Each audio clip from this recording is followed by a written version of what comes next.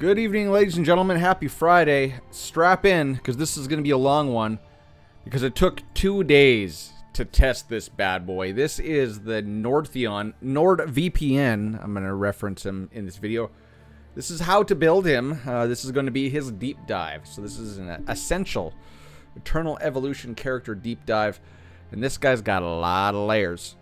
So like I usually do, or how this video usually goes, I'm going to show you pre-recorded footage of me diving into his kit, discussing his kit, showing you the best gear. After that footage, we're going to discuss where he's used. I have PvP footage for you, and I have a bunch of PvE footage, namely Guild Hunt Spider and the Crimson Rot Spider boss, whatever that spider's name is. So, strap in. This is where you're going to find all the information, and some of it may be different from what you've already heard. So let's move over and we'll do the build guide first.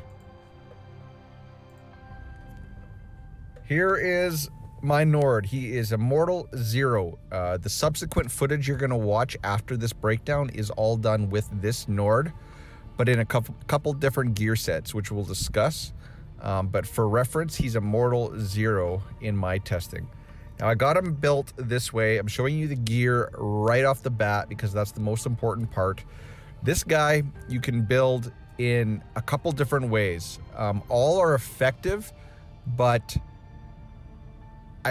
this one that you're seeing on your screen right now, crit damage and overload, or so crit damage, crit rate, seems to be, after 2 days of testing, this seems to be the one that's being settled upon as the better build, unfortunately. Originally, I recorded this breakdown in a Surge set, thinking that it was the better set. It's not. It just isn't, and I'll show you the receipts to back that up. So, how you want to build this guy is you want to build him like a damage dealer. Which kind of goes against a lot of the initial impressions that people got from reading his kit. He is still somewhat tanky in this set. He does stay up. You can definitely build him tankier, but if you want to just maximize this guy for the most highest numbers in the Crimson Rot, which I will show you, as well as Guild Hunt Spider Boss, which I will show you, this is the set. This is the damage set. You're going to be able to build him a different way for PvP, and you're going to be able to build him a different way for more PvE story type content where he needs a little bit more survivability. So damage wise, you want to build him with crit damage gloves, and you can mix and match. You can run like overload and signet. Just make sure you're looking for crit rate, I'd say above 60%. 70% is ideal because he does have a little crit rate from his talents. So 60% minimum crit rate, and then as much crit damage as you can get, and then attack. So crit damage gloves, whatever it is, overload or sun signet, attack helm, attack boots. And you want crit rate and crit damage substats. HP is good. Attack is, well, I guess you can't get attack. Accuracy is good as well. See, this piece has 10 accuracy. On the hands, you can go for an attack substat. And then on the weapon, the chest, and the legs, you want crit rate and crit damage first, because those are going to be the harder stats to get. And then some accuracy and attack as well. So crit rate, crit damage, accuracy, attack, all those substats is what you're looking for. As you see, this one, 3 rolls of crit rate, very good. Even damage reduction is good on this guy. This guy kind of wants all the stats except for defense. He even wants damage reduction. Is this one 2 crit damage, 1 crit rate, 1 crit damage, 1 crit rate, HP, damage reduction, crit rate, crit damage, HP. Like, I need more room for stats. It's kind of funny.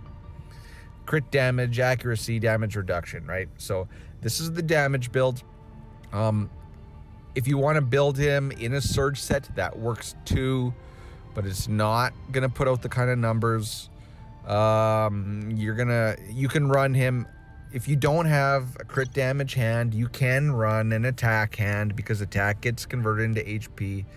If you want to run him in PvP, you can run a light gap set. You're going to want to do that because his ultimate takes a long time to ramp up. You can run, if you want to run him in a surge set with overload, you could run damage reduction on the boots to give him more survivability, but that's going to be more for like a story mode. This is how you want to build him for damage against the Guild Hunt boss and against the boss in the Crimson Rot. Okay?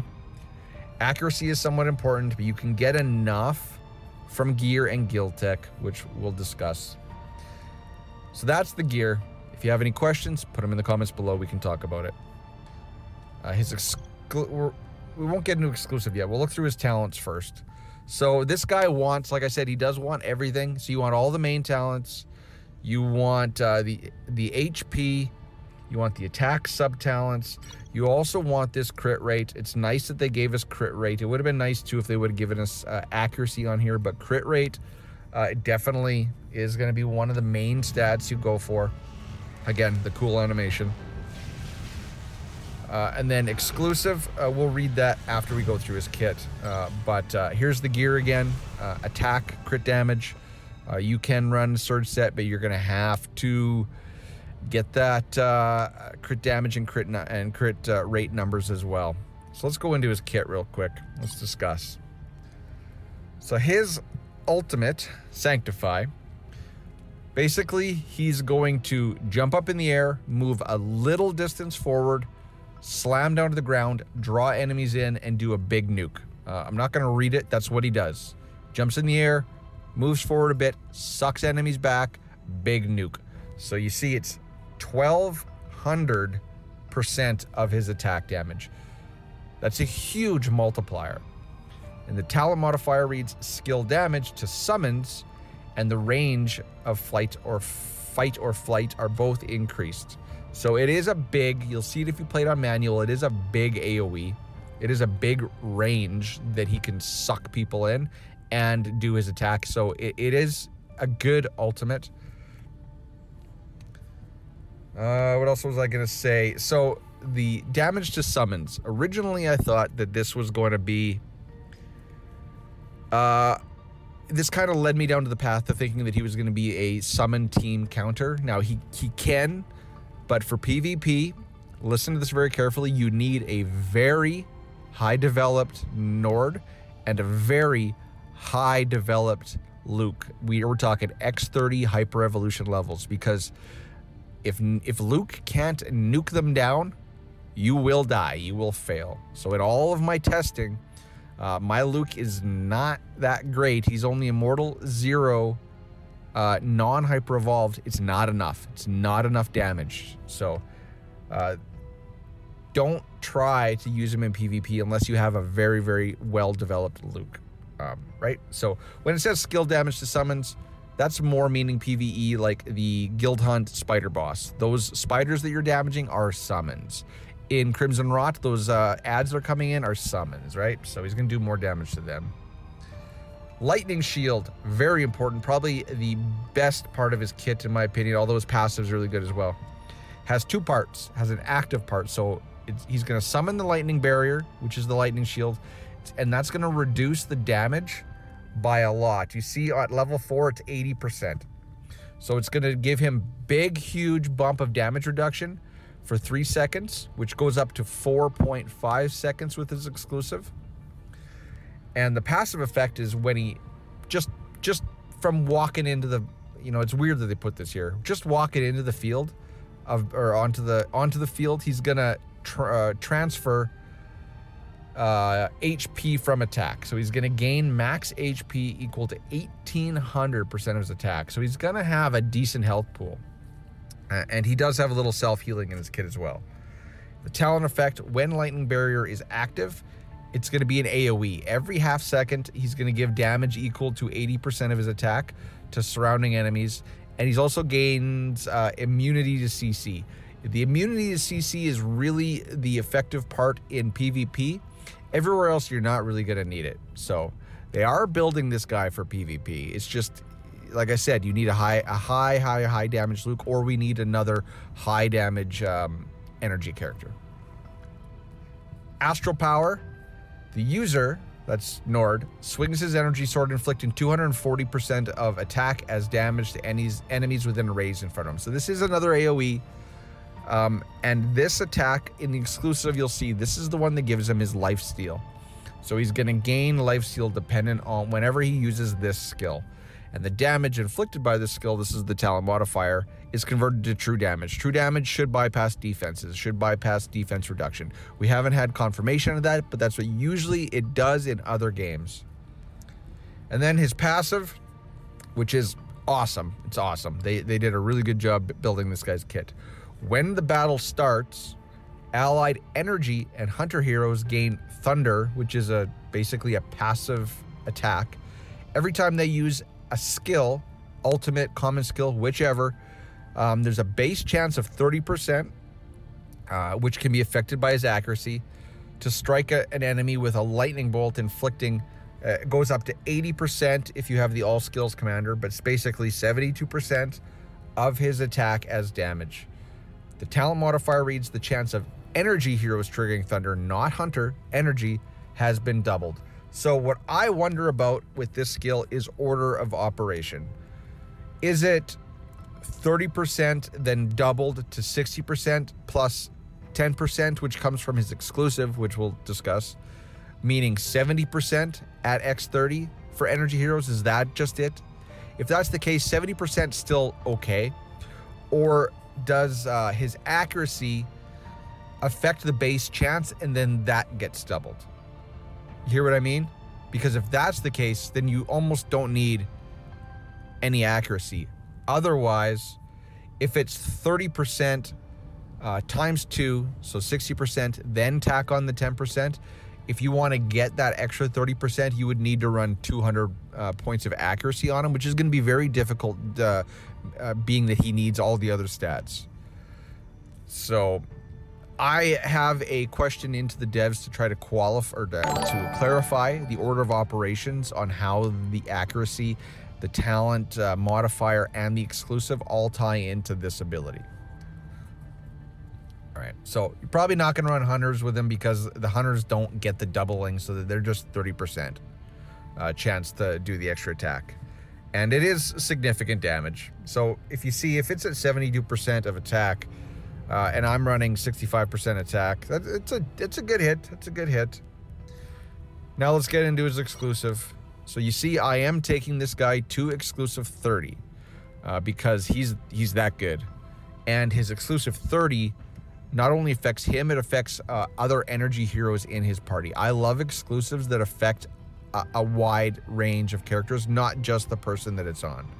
So on activation, his ultimate gets enhanced and he gains a lightning shield when he starts casting his ultimate. This is very big. So now he's going to get a lightning shield, which is the AoE, and it is the damage reduction, and it is the immune to CC. He gets it on his first common skill, but he also gets it on his ultimate. So he's going to have the lightning shield a lot. So he's going to have high damage reduction and immunity to CC a lot throughout the battle.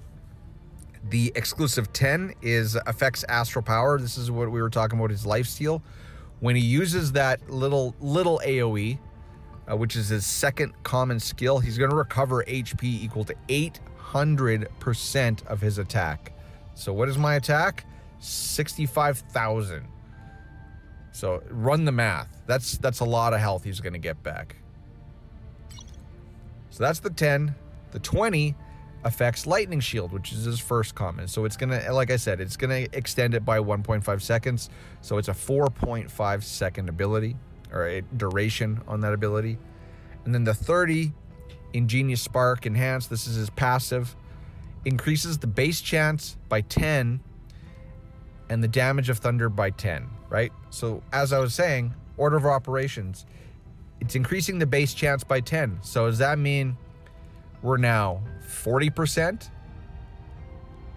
And then it gets doubled to 80%? Like, what? How does it work? When does the talent modifier come into effect? When does it double?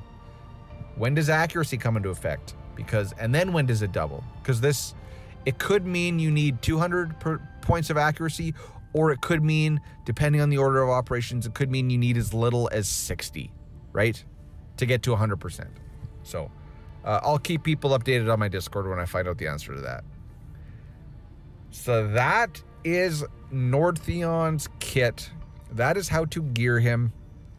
Now, if you want to take off, cool. If you want to stick around for a bunch of discussion on where he's good, and I have a bunch of footage as well, stick around. We'll go to that next. Stay tuned. Okay, and I want to highlight again that this guy is very, very, very, very, very good. Everybody should get him. Don't run. I mean, don't walk. Run to get NordVPN. Okay, so what should we go through first? First I'm going to show you guys the PvP footage, because I tried for at least, I don't know, 3 hours to make PvP work. If you guys didn't know, you can fight your friends in PvP. It's free. That way you won't have to burn any tickets in the arena, right? So I use this to test my Nord. I went through so many different variations of gear, so many different placements, so many different team comps. And I don't know if I said it in the build footage, but for him to be viable, and I have seen some content creators post viable PvP teams, but you really need a very, very, very highly developed Luke. Luke basically needs to be able to one-shot or nuke Ampu or Sorv or someone for the team to win. Otherwise, it just basically goes like this. Like, this is Arena. I was testing it here. This is just one comp. I tried so many comps. I do have the Grace Commander. I don't have a very, very good hero role. I think it's something, but I think it has an attack boost to back, and it is Grace. So you see Grace is doing damage here. And I had some success. I won a couple with Oysa. I run her up front with Nord because it gives him more defense, because Oysa shields her partner, and if that partner's hit, it adds CC. So as you see, like, it looks good. So right there, if Luke would have nuked Ampu, this fight would have went much, much, much, much different. Like, I had it pretty much cleaned up. Like, it's only what, Sorvali and Ampu left, and Maz in the back. Is that Maz in the back? Yeah, that's Maz in the back. So that's what I'm saying. I'm not gonna try to make it work in PvP anymore. I do want to take him to Hyper Evolution to make him, because he's that good. And then after that, I want to take Luke to Hyper Evolution. So basically, I gotta wait for the next Twilight to be over, so I get those 2 SSS crystals. So that's PvP. If you guys want to try to make it work in PvP, go ahead, but it's not fun. I just use my summoner team. So now let's show you where he is good. This is Spider Boss. I do believe it's... Yeah, I've never really gotten out of 7? I think it's 7. I'm used to the Turbines. Turbines is what? 3, 6, so this is 7. And I was running him in the back, which is not good, because I'm not getting the AoE damage from the lightning shield. Right now, basically, I'm just single target range shooting the boss. So I want to try to run this again with him up front. And I was running him in Surge gear. So, but this team comp is absolute money. Like, very, very good. Very, very, very good. I think I took him, put him on manual here, because I want to get him closer. There. Now he's finally up front doing AoE damage. And you see he's already beating Ravenna, and he's going to completely outshine Ravenna in damage. NordVPN is the hands-down king of Guild Hunt Spider Boss. And I got 2.1 billion damage on this run, and I thought that was good, but then I saw a member of my guild named Sharp who posted 3.3 billion. And I looked at his lineup, and he did run Nord, and I do believe Ravenna in the front. So I'll try that next time. So he shines. Like, that team shines in Guild Hunt Spider Boss. If you have Ravenna and you have Luke built up, you want this guy, because you are going to post absurd numbers in Guild Hunt Spider Boss. And now I want to show you Crimson Rod. This is another place where NordVPN is absolutely excellent. See, there's what I was talking about. There's what I run. It has crit rate in the back, which is good. So this comp, I used to run Anpu, and yeah, just Anpu, and I run Moz up front. This is level 6, so this is the hardest level of Crimson Rot. And as you see, NordVPN, he's in the thick of it the entire time. The entire time, he's just in the thick of AoE damage, because those summons are just sticking to him like glue. And he did really, really well. I think I did, what? I just missed out by like 20 seconds on the limited ticket speedrun. So I think with Luke and Ravenna, maybe take one of them to X30. I am taking NordVPN to X30. I will get the limited ticket, and he was tailor-made for this run. And this is the dungeon that I did my gear set testing on. So some people think Surge gear is best. That's what everybody thought yesterday. Today, the majority of the people in my alliance are finding out that, as I discussed in the build video, the crit rate, crit damage build is actually superb. And I want to show you guys the receipts to prove that right now. So this is the same as you saw in the build video. This is the crit rate, crit damage build. As you see, 20,000 attack, 65.9% crit rate from gear. He also got 9% from talent, so he's sitting at about 74% crit rate, which is ideal, and then lots of crit damage. Now, this was the results in Crimson Rot 6. So you see, NordVPN did 500 and basically 530 million damage, and everybody else's numbers are pretty much equivalent. So that doesn't really matter between these things. But keep in mind, crit rate, crit damage numbers, 530 million damage. So now this is the Surge build. This is what this is my best Surge set for him. So you see it has way more attack. And I will admit that the more attack, this build does better. This build right here does better in PvE, like story and soul mine and stuff like that. It does have more survivability because he's getting a lot of survivability from his increased attack. So this is a attack hands, or attack, I think it's attack percentage. It might be a crit rate. It is actually a crit rate overload hands, attack head, attack boots, and Surge set with decent substats. So, you know, 57 plus 9, so it's 66% crit rate. So not horrible, equivalent, but a lot less crit damage. And here are the numbers. So remember the last one's 530 million?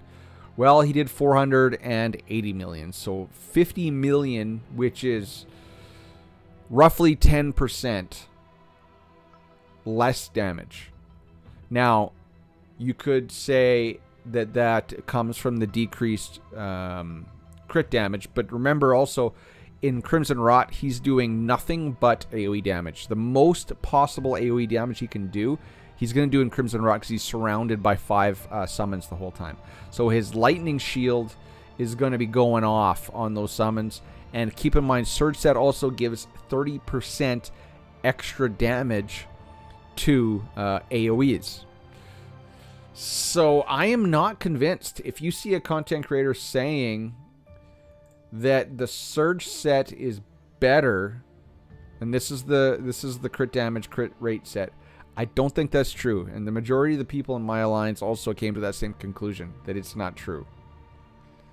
So you guys can test it out yourself. I'm just letting you guys know. I am going to build him into my spreadsheet, which is down below in the description of this video. I am going to build him into that spreadsheet with both ways, the crit damage, crit rate build, and the Surge crit damage build. Okay? But then you can also put him in like Ep for PvP. So really there's 3 ways. And you can switch out and have damage reduction boots. So there's 4 ways. So yeah. Bottom line, conclusions, this guy's excellent. I immediately today jumped on his exclusive, taking it to 30. he's that good. He's just very, very good. He's good standalone as well. He does a lot of damage, and like I said, he's very Leo-esque. He ramps up his damage reduction for the majority of the time he's on the field. He has big old lifesteal built into his kit. Put him in damage reduction boots. He's a Leo, just a different kind of Leo. So very, very good.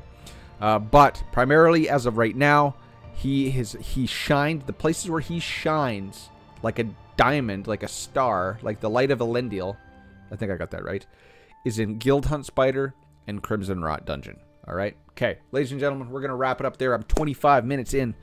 I hope you enjoyed this build video. I'm sorry I didn't get it out yesterday. I had to do a ton of testing on this guy because he's so complex.